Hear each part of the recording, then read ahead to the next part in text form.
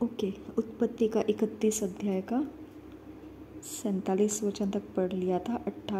48 वचन से पढ़ेंगे। लाबान ने कहा, यह ढेर आज से मेरे और तेरे बीच साक्षी रहेगा।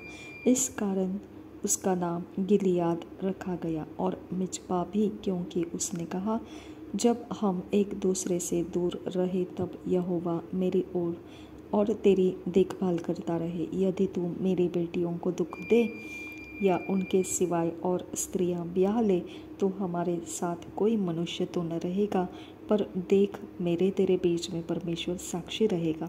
फिर लाबान ने याकूब से कहा, इस ढेर को देख और इस खम्बे को भी देख, जिनको मैंने अपने और तेरे बीच में खड़ा किया है। यह ढेर और यह खम्बा दोनों इस बात के साक्षी रहे कि हानि करने के विचार से न तो मैं इस ढेर को पार करके तेरे पास जाऊंगा, न तो इस ढेर और इस खम्बे को पार करके मेरे पास आएगा। अब्राहम और नाहोर और उनके पिता तीनों का जो परमेश्वर है वही हम दोनों के बीच न्याय करे। तब याकूब ने उसकी शपथ खाई, जिसका भय उसका पिता इसहाक मानता था। और याकूब ने उस पहाड़ पर मेल बलि चढ़ाया और अपने भाई बंधुओं को भोजन करने के लिए बुलाया। तब उन्होंने भोजन करके पहाड़ पर रात बिताई। भोर को लाबान उठा और अपने बेटे बेटियों को चूमकर और आशीर्वाद देकर चल दिया और अपने स्थान को लौट गया। याकूब ने भी अपना मार्ग लिया और परमेश्वर 32 अध्याय 1 वचन से। याकूब ने भी अपना मार्ग लिया और परमेश्वर के दूत उसे आ मिले। उनको देखते ही याकूब ने कहा, यह तो परमेश्वर का दल है। इसलिए उसने उस स्थान का नाम महानाइम रखा।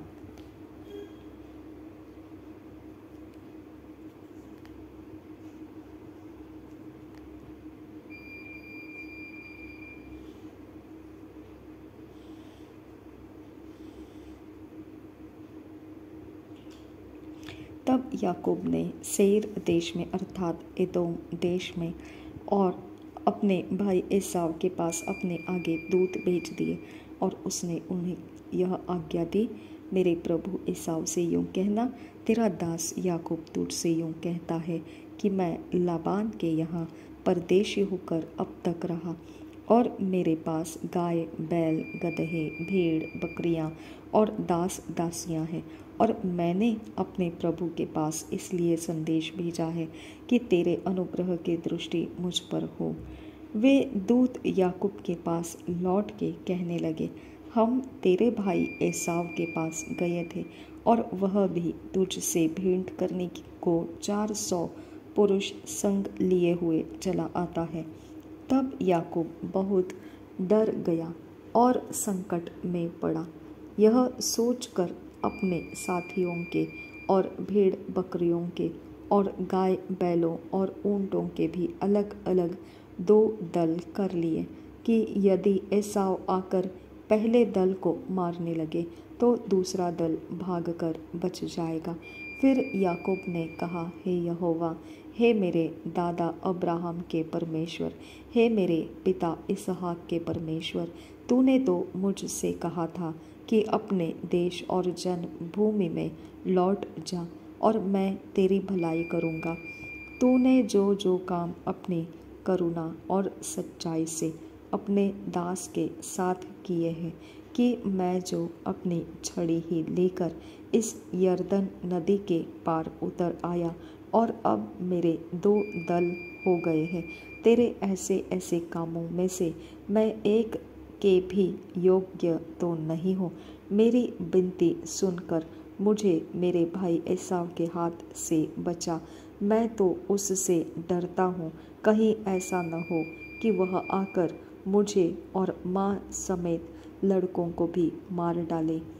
तूने तो कहा है कि मैं निश्चय तेरी भलाई करूँगा और तेरे वंश को समुद्र के बालू के किनकों के समान बहुत करूँगा जो बहुतायत के मारे गिने नहीं जा सकते। उसने उस दिन रात वही बिताई और जो कुछ उसके पास था उसमें से अपने भाई एसाव की भेंट के लिए छांट छांट कर निकाला, अर्थात 200 बकरियां और 20 बकरे और 200 भेड़े और 20 मेढ़े और बच्चों समेत दूध देने वाली 30 ऊँटनियाँ और 40 गायें और 10 बैल और 20 गदहियाँ और उनके 10 बच्चे। उनको उसने झुंड झुंड करके अपने दासों को सौंपकर उनसे कहा, मेरे आगे बढ़ जाओ और झुंडों के बीच बीच में अंतर रखो। फिर उसने अगले झुंड के रखवाले को यह आज्ञा दी, जब मेरा भाई एसाव तुझे मिले और पूछने लगे तू किसका दास है और कहाँ जाता है, और ये जो तेरे आगे आगे हैं वे किसके हैं, तब कहना यह तेरे दास याकूब के हैं। हे मेरे प्रभु एसाव, ये भेंट के लिए तेरे पास भेजे गए हैं और वह आप भी हमारे पीछे पीछे आ रहा है। और उसने दूसरे और तीसरे रखवालों को भी, वरन उन सबों को जो झुंडों के पीछे पीछे थे, ऐसी ही आज्ञा दी कि जब एसाव तुमको मिले तब इसी प्रकार उससे कहना, और यह भी कहना तेरा दास याकूब हमारे पीछे पीछे आ रहा है, क्योंकि उसने यह सोचा कि यह भेंट जो मेरे आगे आगे जाती है, इसके द्वारा मैं उसके क्रोध को शांत करके तब उसका दर्शन करूँगा। हो सकता है वह मुझसे प्रसन्न हो जाए। इसलिए वह भेंट याकूब से पहले पार उतर गई और वह आप उस रात को छावनी में रहा। उसी रात वह उठा और अपनी दोनों स्त्रियों और दोनों दासियों और 11 लड़कों को संग लेकर घाट से यब्बोक नदी के पार उतर गया।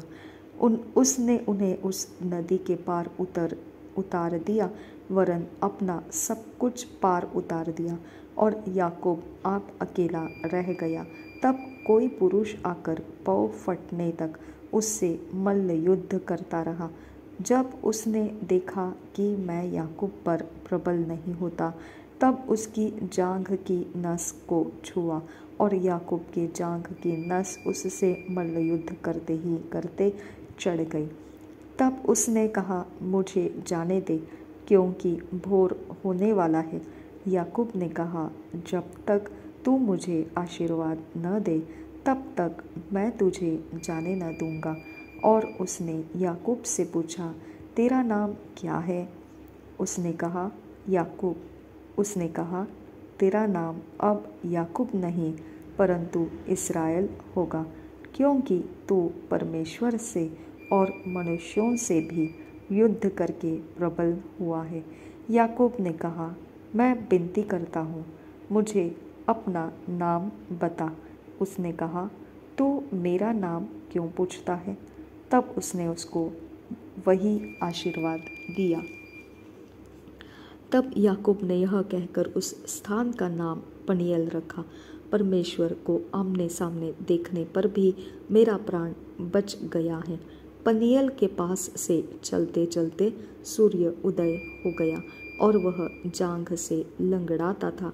इस्राएली जो पशुओं की जांघ को जोड़ वाले जंघानस को आज के दिन तक नहीं खाते, इसका कारण यही है कि उस पुरुष ने याकूब की जांघ के जोड़ में जंघानस को छुआ था। 33 अध्याय पहले वचन से। याकूब ने आंखें उठाकर यह देखा कि एसाव 400 पुरुष संग लिए हुए चला आता है। तब उसने बच्चों को अलग अलग बांटकर लिया और राहेल और दोनों दासियों को सौंप दिया, और उसने सबसे आगे लड़कों समेत दासियों को, उसके पीछे लड़कों समेत लिया को, और सबके पीछे राहेल और यूसुफ को रखा। और आप उन सब के आगे बढ़ा और 7 बार भूमि पर गिरकर दंडवत की और अपने भाई के पास पहुंचा। तब एसाव उससे भेंट करने को दौड़ा और उसे हृदय से लगाकर गले से लिपट कर चूमा। फिर वे दोनों रो पड़े। तब उसने आंखें उठाकर स्त्रियों और बच्चों को देखा और पूछा, ये जो तेरे साथ है वे कौन हैं? उसने कहा, ये तेरे दास के लड़के हैं, जिन्हें परमेश्वर ने अनुग्रह करके मुझको दिया है।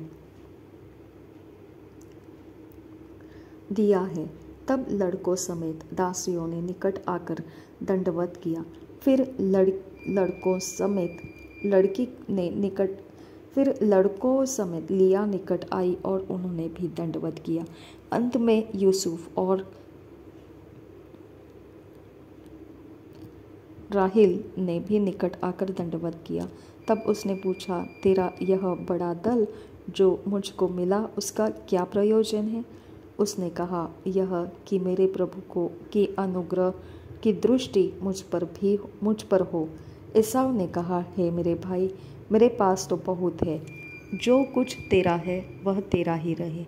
याकूब ने कहा, नहीं नहीं, यदि तेरा अनुग्रह मुझ पर हो तो मेरी भेंट ग्रहण कर, क्योंकि मैंने तेरा दर्शन पाकर मानो परमेश्वर का दर्शन पाया है और तू मुझसे प्रसन्न हुआ है। इसलिए यह भेंट जो तुझे भेजी गई है ग्रहण कर, क्योंकि परमेश्वर ने मुझ पर अनुग्रह किया है और मेरे पास बहुत है। जब उसने उससे बहुत आग्रह किया तब उसने भेंट को ग्रहण किया। फिर एसाव ने कहा, आ, हम बढ़ चले और मैं तेरे आगे आगे चलूँगा।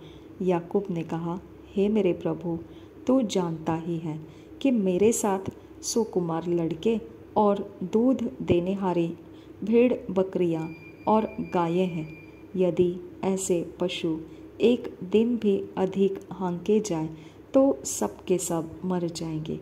इसलिए मेरा प्रभु अपने दास के आगे बढ़ जाए और मैं इन पशुओं की गति के अनुसार जो मेरे आगे है और बच्चों की गति के अनुसार धीरे धीरे चलकर सेईर में अपने प्रभु के पास पहुंचूंगा। एसाव ने कहा, तो अपने साथियों में से मैं कई एक तेरे साथ छोड़ जाऊं। उसने कहा, यह क्यों? इतना ही बहुत है कि मेरे प्रभु के अनुग्रह की दृष्टि मुझ पर बनी रहे। तब एसाव ने उसी दिन सेईर जाने को अपने मार्ग लिया, परंतु याकूब वहाँ से निकलकर सुक्कोत को गया और वहाँ अपने लिए एक घर और पशुओं के लिए झोपड़े बनाए।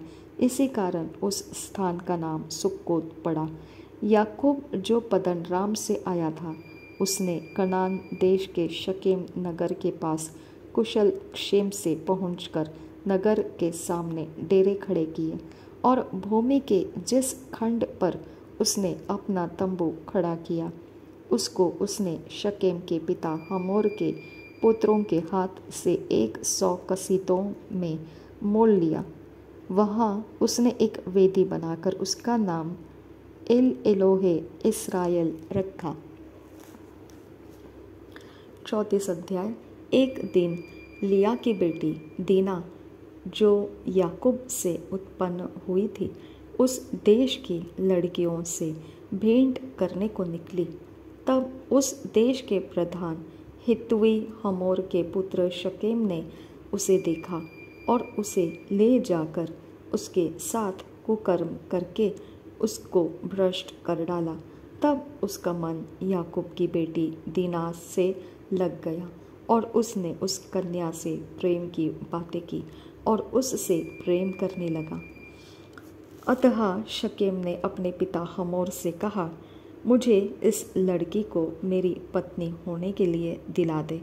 और याकूब ने सुना कि शकेम ने मेरी बेटी दीना को अशुद्ध कर डाला है, पर उसके पुत्र उस समय पशुओं के संग मैदान में थे, इसलिए वह उनके आने तक चुप रहा। तब शकेम का पिता हमोर निकलकर याकूब से बातचीत करने के लिए उसके पास गया। याकूब के पुत्र यह सुनते ही मैदान से बहुत उदास और क्रोधित होकर आए, क्योंकि शकेम ने याकूब की बेटी के साथ कुकर्म करके इस्राएल के घराने से मूर्खता का ऐसा काम किया था जिसका करना अनुचित ना था।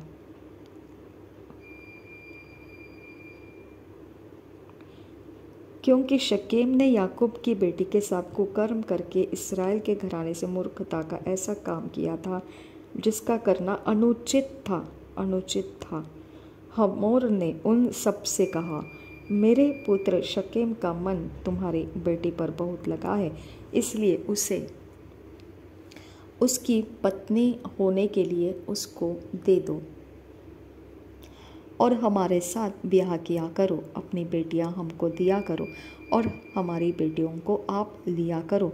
हमारे संग बसे रहो और यह देश तुम्हारे सामने पड़ा है, इसमें रहकर लेन देन करो और इसकी भूमि को अपने लिए ले लो। शकेम ने भी दीना के पिता और भाइयों से कहा, यदि मुझ पर तुम लोगों की अनुग्रह की दृष्टि हो तो जो कुछ तुम मुझसे कहो वह मैं दूंगा। तुम मुझसे कितना भी मूल्य भी या बदला क्यों न मांगो तो भी मैं तुम्हारे कहे के अनुसार दूंगा, परंतु उस कन्या को पत्नी होने के लिए मुझे दो। तब यह सोचकर कि शकेम ने हमारी बहन दीना को अशुद्ध किया है, याकूब के पुत्रों ने शकेम और उसके पिता हमोर को छल के साथ यह उत्तर दिया, हम ऐसा काम नहीं कर सकते कि किसी खतना रहित पुरुषों को अपनी बहन दे, क्योंकि इससे हमारी नामधराई होगी।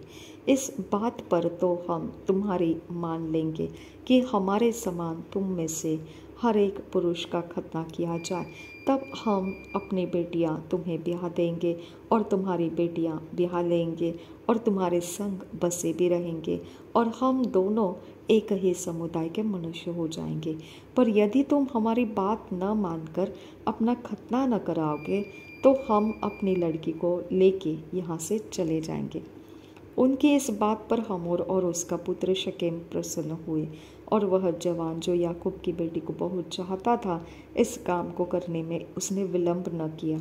वह अपने पिता के सारे घराने में अधिक प्रतिष्ठित था, इसलिए हमोर और उसका पुत्र शकेम अपने नगर के फाटक के निकट जाकर नगर वासियों को यूँ समझाने लगा, वे मनुष्य हमारे संग मेल से रहना चाहते हैं, अतः उन्हें इस देश में रह के लेन देन करने दो। देखो, यह देश उनके लिए भी बहुत है। फिर हम लोग उनकी बेटियों को ब्याह लें और अपनी बेटियों को उन्हें दिया करें। जो वे लोग अब केवल इस बात पर हमारे संग रहने और एक ही समुदाय के मनुष्य हो जाने को प्रसन्न है कि उनके समान हमारे सब पुरुषों का भी खतना किया जाए।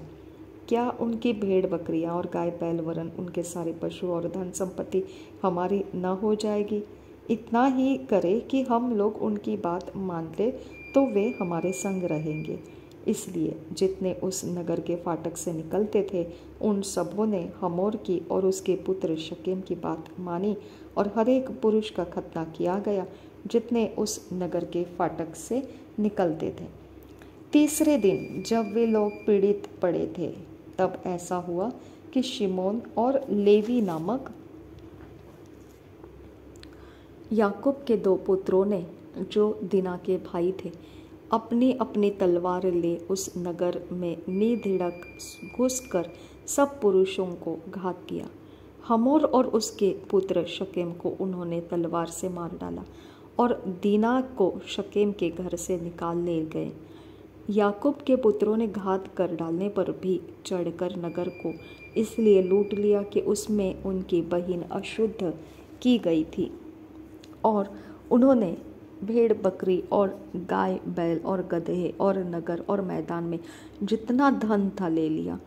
उस सब को और उनके बाल बच्चों और स्त्रियों को भी हर ले गए, वरन घर घर में जो कुछ था उसको भी उन्होंने लूट लिया।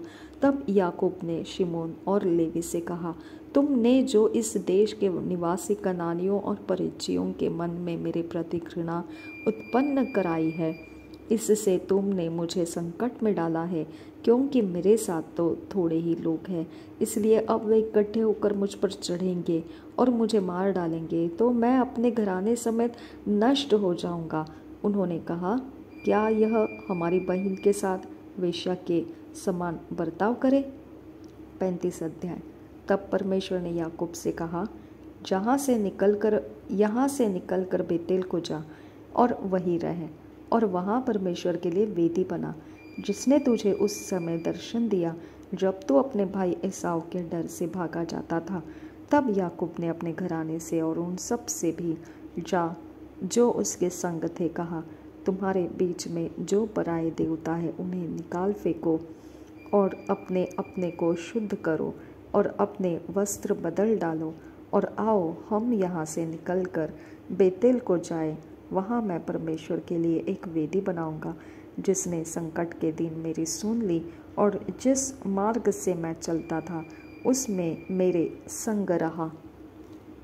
इसलिए जितने पराये देवता उनके पास थे और जितने कुंडल उनके कानों में थे, उन सबों को उन्होंने याकूब को दिया और उसने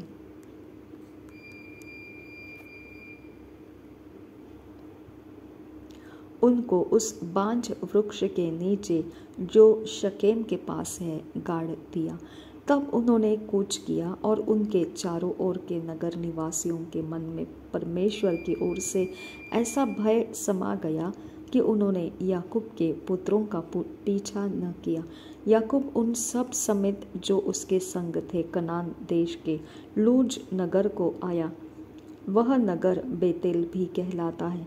वहाँ उसने एक वेदी बनाई और उस स्थान का नाम एल बेतेल रखा, क्योंकि जब वह अपने भाई के डर से भागा जाता था तब परमेश्वर उस पर वही प्रकट हुआ था। और रिबका को दूध पिलाने हारे धाय दबोरा मर गई और बेतेल के बांज वृक्ष के निचले भाग में उसको मिट्टी दी गई और उस बांज वृक्ष का नाम अल्लोन बक्कुत रखा गया। Something new. याकूब उन समेत जो उसके संग थे कनान देश के लूज नगर को आया। वह नगर बेतेल भी कहलाता है। वहाँ उसने एक वेदी बनाई और उस स्थान का नाम एल बेतेल रखा, क्योंकि जब वह अपने भाई के डर से भागा जाता था तब परमेश्वर उस पर वही प्रकट हुआ था। और रिबका की दूध पिलाने हारी धाय दबोरा, रिबका की, अच्छा हाँ वही, मुझे लगा राहेल की तो बिल्हा है और लिया की जिल्पा है। अब ये दबोरा कौन है? तो ये दबोरा रिबका की दूध पिलाने हारी धाय थी, मर गई। तो बेतेल के बांज वृक्ष के निचले भाग में उसको मिट्टी दी गई थी, यानी याकूब की माता की, रिबका याकूब की माता थी, उसके पिलाने हारी धाय दबोरा थी, उसके लिए ये बोला गया। उस बांज वृक्ष का नाम अल्लन बक्कोत रखा गया।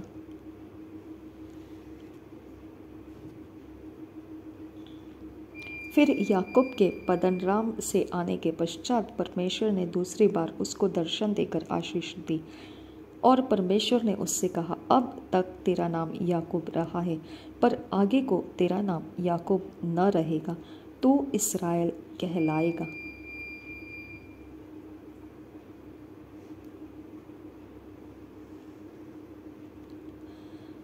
ओके, इस प्रकार उसने उसका नाम इस्राएल रखा।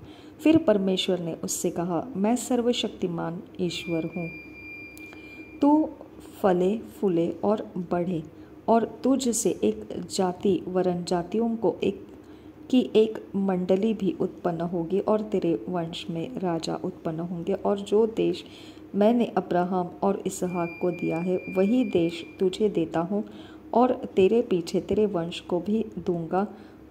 तब परमेश्वर उस स्थान में जहाँ उसने याकूब से बातें की उसके पास से ऊपर चढ़ गया। और जिस स्थान में परमेश्वर ने याकूब से बातें की वहाँ याकूब ने पत्थर का एक खंभा खड़ा किया और उस पर अर्घ देकर तेल डाल दिया। यह याकूब का एक स्पेशलिटी हो गया है, याकूब का एक पर्सनालिटी है, ये स्पेशल कैरेक्टर है। जहाँ परमेश्वर ने याकूब से बातें की उस स्थान का नाम उसने बेतेल रखा। अर्घ का तेल डालता है वो पत्थर के ऊपर। फिर उन्होंने बेतेल से कूच किया, 16 वचन से आगे। और एप्राता थोड़ी ही दूर रह गया था कि राहेल को बच्चा जनने की बड़ी पीड़ा उठने लगी। जब उसको बड़ी बड़ी पीड़ा उठती थी तब धाई ने उससे कहा, मत डर, अब को भी तेरे बेटा ही होगा। तब ऐसा हुआ कि वह मर गई और प्राण निकलते निकलते उसने उस बेटे का नाम बेनोनी रखा, पर उसके पिता ने उसका नाम बिन्यामीन रखा। यूं राहेल मर गई। देखो, राहेल का श्राप काम कर गया। राहेल के ऊपर पिता के देवताओं को अगर किसी ने लिया है तो वो मर जाए, ऐसा श्राप ऑलरेडी याकूब बोल चुका था। ओके, तो वो बेटे के जन्म देते देते मर गई। राहेल मर गई और एप्राता अर्थात बेतलहम के मार्ग में उसको मिट्टी दी गई। याकूब ने उसकी कब्र पर एक खंबा खड़ा किया। राहेल की कब्र का वह खंबा आज तक बना है। फिर इज़राइल ने कुछ किया और एदेर नामक गुम्मट के आगे बढ़कर अपना तंबू खड़ा किया। अब वो याकूब के नाम से नहीं, इज़राइल के नाम से आगे आगे चलता जाएगा। ठीक है, तो 22 वचन से आगे अभी याकूब जो है वो इज़राइल के नाम से आगे आगे दिखेगा। जब इज़राइल उस देश में बसा था तब एक दिन ऐसा हुआ। अब ये इज़राइल नाम आ गया ना, तो ये याकूब ही है। याकूब के नाम को परिवर्तित किया परमेश्वर ने और वहाँ पर इज़राइल उसको नाम दिया है। ठीक है, तब अब इज़राइल जब हम पढ़ेंगे तो इसका मतलब हम याकूब के बदले में इज़राइल ये नाम को ले रहे हैं। जब इज़राइल उस देश में बसा था तब एक दिन ऐसा हुआ कि रूबेन ने जाकर अपने पिता की रखेली बिल्हा के साथ कुकर्म किया और यह बात इस्राएल को मालूम हो गई। याकूब ने के 12 पुत्र हुए, उनमें से लिया के पुत्र ये थे। बताओ कौन से बाय हार्ट है तो बताइए। रूबेन, शिमोन, लेवी और यहूदा, पहले 4 बेटे। उसके बाद राहेल के बिल्हा जो दासी थी उसके द्वारा हुए दान और नप्ताली। फिर उसके बाद लिया की दासी जो बिल्हा है, जिल्पा है, जिल्पा से बेटे हुए, वो गाद और अशेर, गाद और अशेर। ओके, उसके बाद राहेल का बेटा हो और एक बेटी हो गई उसको, दीना। फिर लिया को बेटी हो गई दीना, और उसके बाद राहेल को एक पुत्र हुआ यूसुफ, और अभी एक बेटा और एक आ गया राहेल का, बिन्यामीन। टोटल 12। फिर भी हम देखेंगे गिनती करके, इसक्का रह गया हमारी गिनती में। ओके, याकूब का जेठा रूबेन, फिर शिमोन, लेवी, यहूदा, इसक्कार और जबुलून। और राहेल के पुत्र ये थे अर्थात यूसुफ और बिन्यामीन। राहेल की दासी बिल्हा के पुत्र ये थे दान और नप्ताली, और लिया के दासी जिल्पा के पुत्र ये थे गाद और आशेर। ओके, तो लाइन से अगर देखेंगे तो पहले 4 कौन थे? रूबेन, शिमोन, लेवी, यहूदा।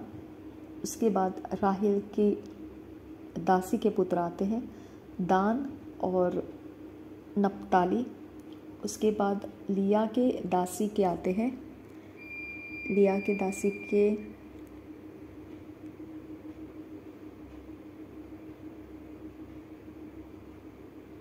लिया के दासी जल्पा के पुत्र आते हैं गाद और आशेर। और उसके बाद लिया के पुत्र आते हैं इसक्कार और जबुलून।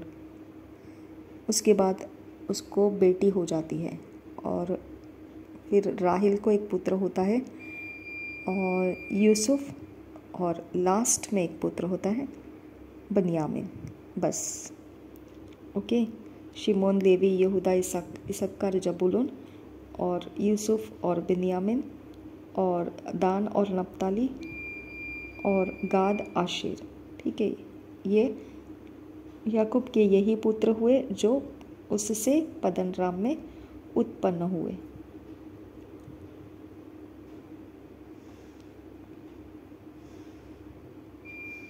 इसको अंडरलाइन करके रखो। कभी कभी ना अचानक हम ढूंढने के लिए निकलते हैं तो मिलते नहीं हैं। ये हो गया। नाउ 27 वचन। याकूब ममरे में जो करियतर्बा अर्थात हेब्रोन, पता है यहाँ पे क्या हुआ था? यहाँ पे सारा की मृत्यु हुई थी और उसको कब्र बनाकर रखा गया था, जहाँ अब्राहम और इसहाक परदेशी होकर रह रहे थे। अपने पिता इसहाक के पास आया, याकूब उस जगह में आया। ओके, जो पहला वाला था। इसहाक की आयु 180 वर्ष की हुई और इसहाक का प्राण छूट गया और वह मर गया और वह बूढ़ा और पूरी आयु का होकर अपने लोगों में जा मिला और उसके पुत्र एसाव और याकूब ने उसको मिट्टी दी। ओके, तो याकूब अपने पिता के जगह में आ गया।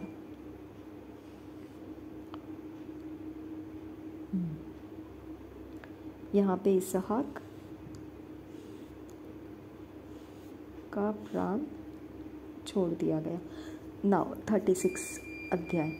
एसाव जो एदोम भी कहलाता है, उसकी यह वंशावली है। एसाव ने तो कनानी लड़कियां ब्याह ली, अर्थात हित्ती एलोन की बेटी अदा को और ओहोलीबामा को जो अना की बेटी और हिव्वी सिबोन की नातिन थी। फिर उसने इश्माइल की बेटी बासमत को भी, जो नबायोत की बहन थी, ब्याह लिया। अदा ने एसाव के द्वारा एलीपज को और बासमत ने रूएल को जन्म दिया और ओहोलीबामा ने यूश और यालाम और कोरह को उत्पन्न किया। एसाव के यही पुत्र कनान देश में उत्पन्न हुए। तब एसाव अपनी पत्नियों और बेटे बेटियों और घर के सब प्राणियों और अपने भेड़ बकरी गाय बैल आदि सब पशुओं निदान अपनी सारी संपत्ति को जो उसने कनान देश में संचित की थी लेकर अपने भाई याकूब के पास से दूसरे देश को चला गया, क्योंकि उनकी संपत्ति इतनी हो गई थी कि वे इकट्ठे न रह सके और पशुओं की बहुतायत के कारण उस देश में जहाँ वे परदेशी होकर रहते थे वे समा न सके। एसाव जो एदोम भी कहलाता है, सेईर नामक पहाड़ी देश में रहने लगा।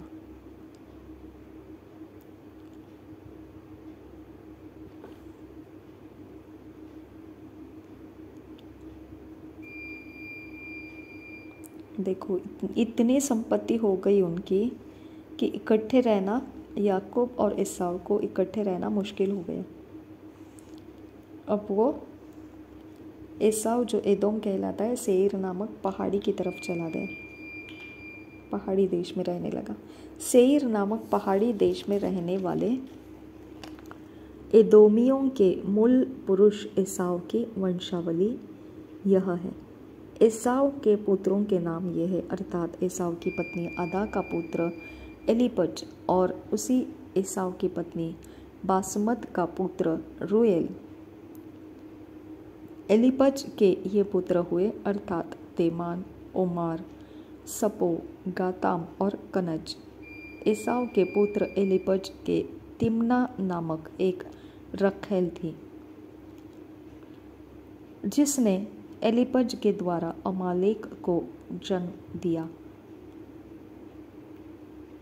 एसाव की पत्नी आदा के वंश में ये ही हुए। रूएल के ये पुत्र हुए, अर्थात नहत, जेरह, शम्मा और मिज्जा। एसाव की पत्नी बासमत के वंश में ये ही हुए। ओहोलीबामा जो एसाव की पत्नी और सिबोन की नतीन और अना की बेटी थी, उसके ये पुत्र हुए, अर्थात उसने एसाव के द्वारा यूश, यालाम और कोरह को जन्म दिया। एसाव वंशियों के अधिपति ये हुए, अर्थात एसाव के जेठे एलीपज के वंश में से तेमान अधिपति, ओमार अधिपति, सपो अधिपति, कनज अधिपति, कोरह अधिपति, गाताम अधिपति, अमालेक अधिपति, एलीपज वंशीय में से अदोम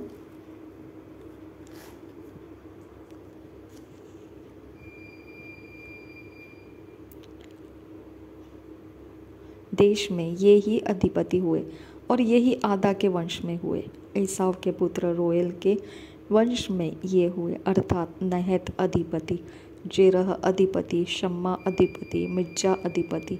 रोएल वंशियों में से एदोम देश में से ही अधिपति हुए और ये ही एसाव की पत्नी बासमत के वंश में हुए।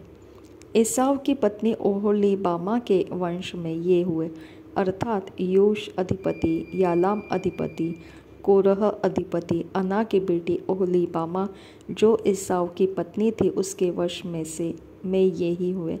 एसाव जो एदोम भी कहलाता है उसके वंश ये ही है और उनके अधिपति भी ये ही हुए। सेईर जो होरी नामक जाति का था, उसके ये पुत्र उस देश में पहले से रहते थे। लोतान, शोबाल, शिबोन, अना, दीशोन, एसेर और दीशान। एदोम देश में सेईर के ये ही होरी जाति वाले अधिपति हुए। लोतान के पुत्र होरी और हेमाम हुए और लोतान की बहन तिम्ना थी।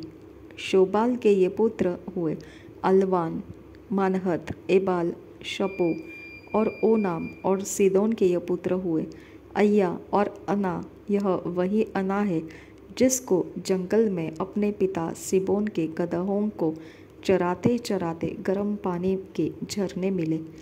अना के दीशोन नाम पुत्र हुआ और उसी अना के अहलोबिमा नामक बेटी हुई। गर्म पानी के सोते झरने मिले गदहों को चराते चराते।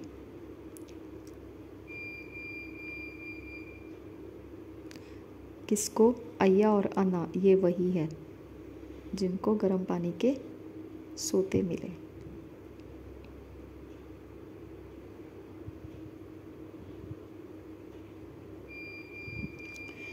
लोतान अधिपति, शोबाल अधिपति, शिबोन अधिपति, अना अधिपति, दीशोन अधिपति, एसेर अधिपति, दीशान अधिपति।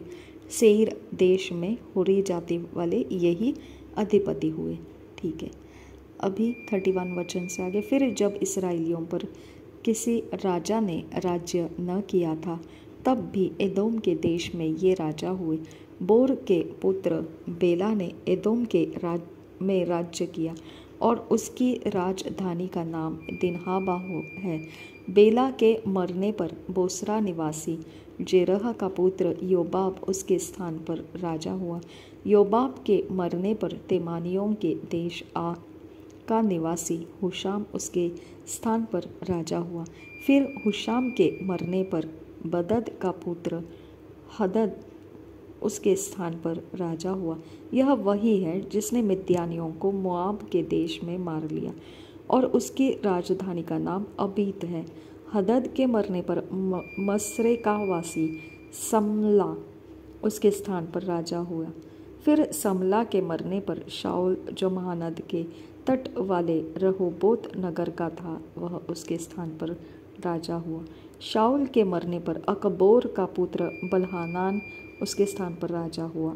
अकबोर के पुत्र बलहानान के मरने पर हदर उसके स्थान पर राजा हुआ और उसकी राजधानी का नाम पाऊ है और उसकी पत्नी का नाम महत बेल है, जो मेजाहब की नातिन और मन्नेत की बेटी थी। एसाव वंशियों के अधिपतियों के कुलों और स्थानों के अनुसार उनके नाम ये है: तिम्ना अधिपति, अल्बा अधिपति, यतेत अधिपति, अहोलीबामा अधिपति, एला अधिपति, पिनिन अधिपति, कनज अधिपति, तेमान अधिपति, मिबसार अधिपति, मगदिएल अधिपति, इराम अधिपति, एदोमवंशियों ने जो देश अपना कर लिया था उसके निवास स्थानों में उनके यही अधिपति हुए। एदोमी जाति का मूल पुरुष एसाव है।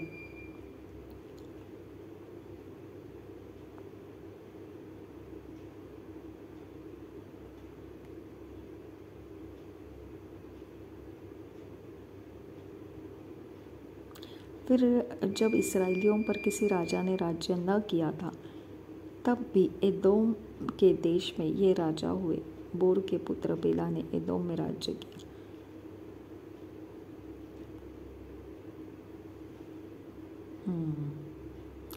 इसराइलियों के ऊपर अभी तक कोई राजा नहीं है, लेकिन फिर भी एदोम के देश में ये राजा हुए हैं। ओके, 37 अध्याय। याकूब तो कनान देश में रहता था, जहाँ उसका पिता परदेशी होकर रहा था। याकूब के वंश का वृत्तांत यह है। यूसुफ 17 वर्ष का होकर अपने भाइयों के संग भेड़ बकरियों को चराता था, और वह लड़का अपने पिता की पत्नी बिल्हा और जिल्पा के पुत्रों के संग रहा करता था, और उनकी बुराइयों का समाचार अपने पिता के पास पहुंचाया करता था। इस्राएल अपने सब पुत्रों से बढ़ के यूसुफ से प्रीति रखता था, क्योंकि वह उसके बुढ़ापे का पुत्र था, और उसने उसके लिए एक रंगी बिरंगी अंगरखा बनवाया। परंतु जब उसके भाइयों ने देखा कि हमारा पिता हम सब भाइयों से अधिक उसी से प्रीति रखता है, तब वे उससे बैर करने लगे और उसके साथ ठीक से बात भी नहीं करते थे। यूसुफ ने एक स्वप्न देखा और अपने भाइयों से उसका वर्णन किया, तब वे उससे भी द्वेष करने लगे। उसने उनसे कहा, जो स्वप्न मैंने देखा है उसे सुनो। हम लोग खेत में पुले बांध रहे हैं, और क्या देखता हूँ कि मेरा पुला उठकर सीधा खड़ा हो गया, और तुम्हारे पुलों ने मेरे पुले को चारों तरफ से घेर लिया और उसे दंडवत किया। तब उसके भाइयों ने उससे कहा, क्या सचमुच तू हमारे ऊपर राज्य करेगा, या क्या सचमुच तू हम पर प्रभुता करेगा? इसलिए वे उसके स्वप्नों और उसकी बातों के कारण उससे और भी अधिक बैर करने लगे। फिर उसने एक और स्वप्न देखा और अपने भाइयों से उसका भी यों वर्णन किया। सुनो, मैंने एक और स्वप्न देखा है कि सूर्य और चंद्रमा और 11 तारे मुझे दंडवत कर रहे हैं। इस स्वप्न का उसने अपने माता और भाइयों से वर्णन किया। तब उसके पिता ने उसको डांट कर कहा, यह कैसा स्वप्न है जो तूने देखा है? क्या सचमुच मैं और तेरी माता और तेरे भाई सब जाकर तेरे आगे भूमि पर गिर के दंडवत करेंगे? उसके भाई उससे डाहा करते थे, पर उसके पिता ने उसके उस वचन को स्मरण रखा। उसके भाई अपने पिता की भेड़ बकरियों को चराने के लिए शकेम को गए। तब इस्राएल ने इस यूसुफ से कहा, तेरे भाई शकेम ही में भेड़ बकरी चरा रहे होंगे, इसलिए जा, मैं तुझे उनके पास भेजता हूँ। उसने उससे कहा, जो आज्ञा, मैं हाजिर हूँ। उसने उससे कहा, जा, अपने भाइयों और भेड़ बकरियों का हाल देख आ कि वे कुशल से तो है, फिर मेरे पास समाचार ले आ। अतः उसने उसको हेब्रोन की तराई में विदा कर दिया, और वह शकेम में आया। और एक मनुष्य ने उसको मैदान में इधर उधर भटकते हुए पाकर उससे पूछा, तू क्या ढूंढता है? उसने कहा, मैं अपने भाइयों को ढूंढता हूँ। कृपया मुझे बता कि वे भेड़ बकरियों के कहाँ चरा रहे हैं। उस मनुष्य ने कहा, वे यहाँ से चले गए हैं, और मैंने उनको यह कहते सुना, आओ हम दोतान को चले। इसलिए यूसुफ अपने भाइयों के पीछे चला और उन्हें दोतान में पाया। ज्यों ही उन्होंने उसे दूर से आते देखा, तो उसके निकट आने के पहले ही उसे मार डालने का षड्यंत्र रचा।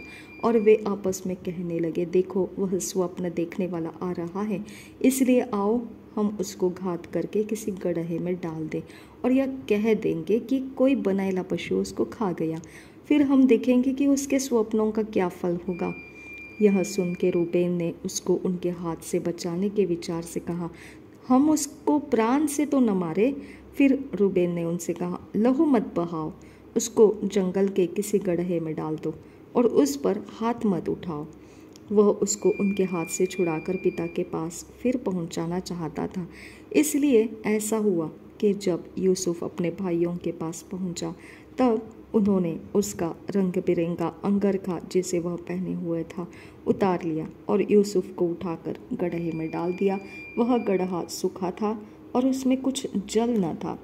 तब वे रोटी खाने बैठ गए और आंखें उठाकर क्या देखा, इश्माइलियों का एक दल ऊँटों पर सुगंध द्रव्य बलसान और गंधरस लादे हुए गिलाद से मिस्र की ओर को चला जा रहा है।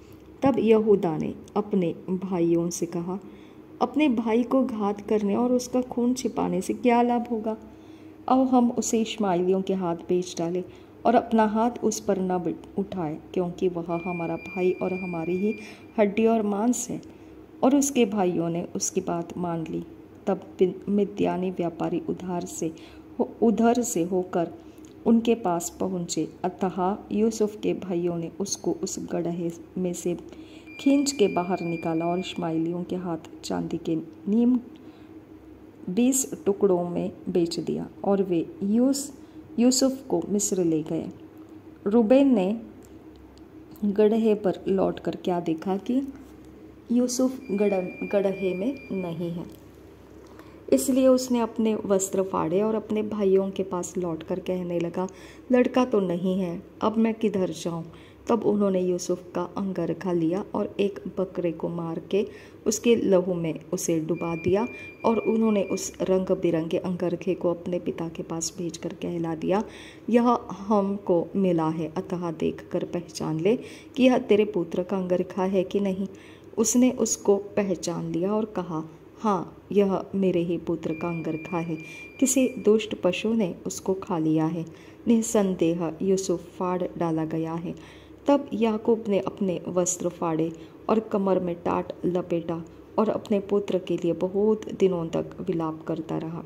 उसके सब बेटे बेटियों ने उसको शांति देने का प्रयत्न किया, पर उसको शांति न मिली और वह यही कहता रहा, मैं तो विलाप करता हुआ अपने पुत्र के पास अधोलोक में उतर जाऊंगा। इस प्रकार उसका पिता उसके लिए रोता ही रहा।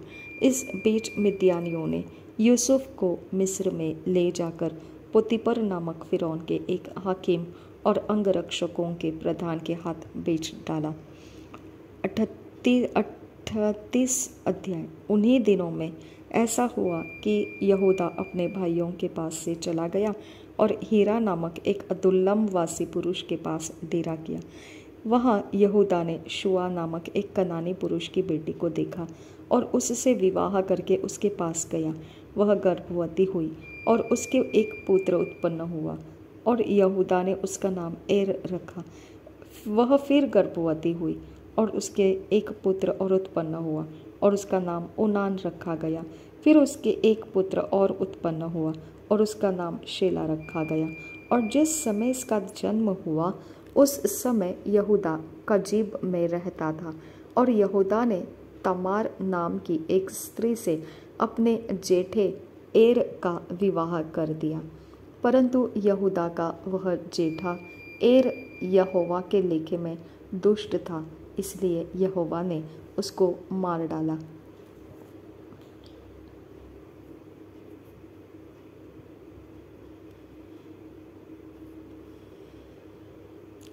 कितना डेंजर लगता है ना कि परमेश्वर ने उसको मार डाला। तब यहूदा ने ओनान से कहा, अपनी भौजाई के पास जा और उसके साथ देवर का धर्म पूरा करके अपने भाई के लिए संतान उत्पन्न कर।